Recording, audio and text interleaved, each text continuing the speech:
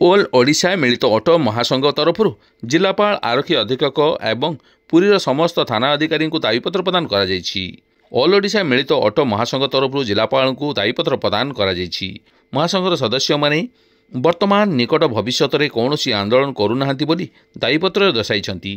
8 जुलाई रे हेबाकु थिबा स्टीयरिंग छाड़ आंदोलन में मिलित ऑटो ड्राइवर महासंघ आंदोलन को समर्थन करूना बोली दाबीपत्र में जणाଯାଇଛି।